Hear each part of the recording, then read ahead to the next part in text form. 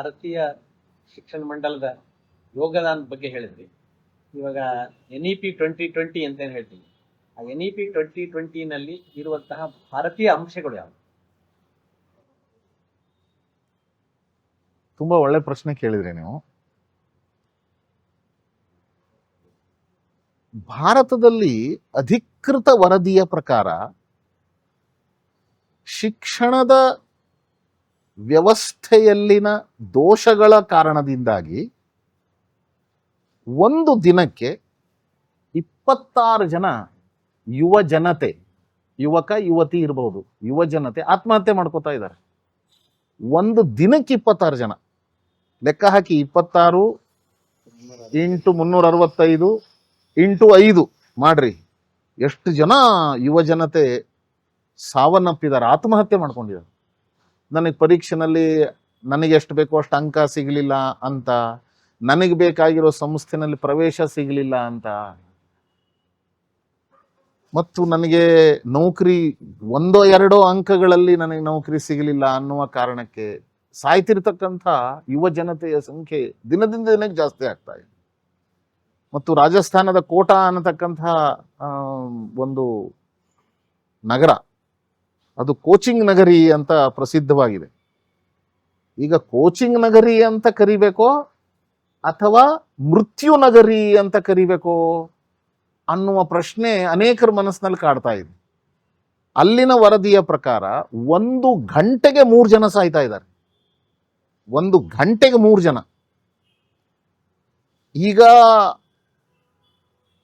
ಅದು ಪತ್ರಿಕೆನಲ್ಲಿ ಬರ್ತಾ ಇಲ್ಲ, ಅದಕ್ಕೋಸ್ಕರ ಕಾರಣಗಳು ಬೇರೆ ಬೇರೆ. ಪತ್ರಿಕೆನಲ್ಲಿ ಯಾಕೆ ಬರಲ್ಲ ಅನ್ನೋದಕ್ಕೂ ಕಾರಣಗಳು ಬೇರೆ ಬೇರೆ ಇರುತ್ತೆ, ಅದನ್ನ ನಾನು ಚರ್ಚೆ ಮಾಡಲ್ಲ. ಬಹಳಷ್ಟು ಆತಂಕಕಾರಿಯಾದಂತ ಸಂಗತಿ ಇದು. ಆತಂಕಕಾರಿ ಅಂಕಿ ಸಂಖ್ಯೆಗಳು. ಇದಕ್ಕೆ ಕಾರಣ ಏನಂದ್ರೆ ಶಿಕ್ಷಣ ವ್ಯವಸ್ಥೆಯಲ್ಲಿ ದೋಷ.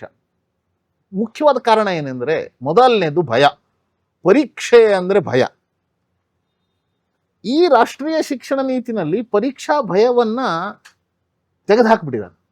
0 ಭಯ ಇರುತ್ತೆ, 0 ಫಿಯರ್, ಫಿಯರ್ಲೆಸ್ ಸಿಸ್ಟಮ್ ಈಗ ಬಂದಿರೋದು. ಅಂದ್ರೆ ಕ್ರೆಡಿಟ್ ಸಿಸ್ಟಮ್ ತಂದ್ಬಿಟ್ಟಿದೆ. ಮತ್ತು ಇನ್ನೊಂದು ಅಂದ್ರೆ ಯಾರು ಫೇಲ್ ಆಗ್ಲಿಕ್ಕೆ ಸಾಧ್ಯವೇ ಇಲ್ಲ. ಈಗ ಯಾಕೆ ಫೇಲ್ ಆಗಕ್ಕೆ ಸಾಧ್ಯ ಇಲ್ಲ ಅಂತಂದ್ರೆ, ಪರೀಕ್ಷಾ ವಿಧಾನವನ್ನೇ ರಾಷ್ಟ್ರೀಯ ಶಿಕ್ಷಣ ನೀತಿನಲ್ಲಿ ಬದಲಾಯಿಸ್ಬಿಡಿ. ಅಂದ್ರೆ ಇಲ್ಲಿವರೆಗೆ 3 ಗಂಟೆ ವರ್ಷ ಇಡೀ ಓದಿರೋದನ್ನ 3 ಗಂಟೆ ನೆನ್ಪಿಟ್ಕೊಂಡು ಬರಿಬೇಕು.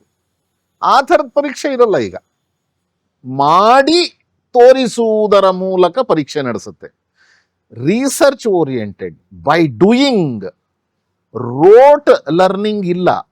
ಅಂದ್ರೆ ಕಂಠಪಾಠ ಮಾಡಿ ಕಲಿಯುವುದು ಅಂತ ಇಲ್ಲ, ಮಾಡಿ ಕಲಿಯುವುದು, ಚರ್ಚೆ ಮಾಡಿ ಕಲಿಯುವುದು, ಸಂಶೋಧನೆಯನ್ನ ನಡೆಸ್ತಾ ಕಲಿಯುವುದು. ಈ ರೀತಿ ಕಲಿಯುವುದಕ್ಕೆ ಹೆಚ್ಚು ಆದ್ಯತೆ ಈ ರಾಷ್ಟ್ರೀಯ ಶಿಕ್ಷಣ ನೀತಿನಲ್ಲಿ ಇದೆ. ಹೀಗಾಗಿ ಪರೀಕ್ಷಾ ಭಯ ಅಂತ ಇಲ್ಲ. ಯಾಕಂದ್ರೆ ಈಗ ನಾನು ಪರೀಕ್ಷೆ ಕೊಡೋದಕ್ಕೆ ನಾನು ಸಿದ್ಧ ಇಲ್ಲ ಅಂತಂದ್ರೆ, ನೀನು ಸಿದ್ಧ ಮಾಡ್ಕೊಂಡು ಪರೀಕ್ಷೆ ಕೊಡು, ಭಯ ಹೊರಟೋಯ್ತು. ಮುಂದಿನ ವರ್ಷ ಕೊಡು, ಇನ್ನೊಂದು ತಿಂಗಳು ಬಿಟ್ಕೊಂಡು ಕೊಡು. ಈಗ ಕೊಟ್ಟಿರೋ ಪರೀಕ್ಷೆ not up to the mark ಅಂತ ಇದ್ರೆ ಇನ್ನೊಂದ್ಸರಿ ಪ್ರಯತ್ನ ಮಾಡಿಕೊಡು. ಪ್ರತಿಯೊಬ್ಬ ವ್ಯಕ್ತಿ ಪಾಸ್ ಆಗಲೇಬೇಕು, ವಿದ್ಯಾರ್ಥಿ ಅನ್ನುವ ನೀತಿ ಇರೋದ್ರಿಂದ ಪರೀಕ್ಷಾ ಭಯ ಇಲ್ಲ. ಅಸೆಸ್ಮೆಂಟ್ ಸಿಸ್ಟಮ್ ಬದಲಾಗಿರೋದ್ರಿಂದ, ಅಂದ್ರೆ ಮೂಲ್ಯಾಂಕನದ ವ್ಯವಸ್ಥೆ ಬದಲಾಗಿರೋದ್ರಿಂದ, ಪರೀಕ್ಷಣೆಯ ವ್ಯವಸ್ಥೆ ಬದಲಾಗಿರೋದ್ರಿಂದ ಅದು ಕೂಡ ಭಯ ಇಲ್ಲ. ಕ್ರೆಡಿಟ್ ಬೇಸ್ಡ್ ಇದೆ.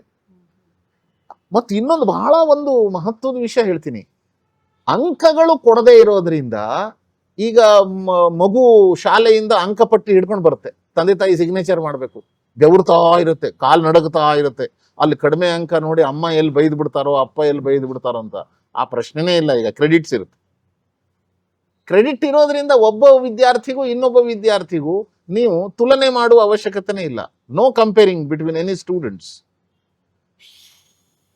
ತುಲನೆ ಮಾಡದೇ ಇರೋದ್ರಿಂದ ಸ್ಪರ್ಧೆ ಅನ್ನೋದಿರಲ್ಲ. ಸ್ಪರ್ಧೆ ಇಲ್ಲದೆ ಇರೋದ್ರಿಂದ ದ್ವೇಷ ಅನ್ನೋದಿರಲ್ಲ.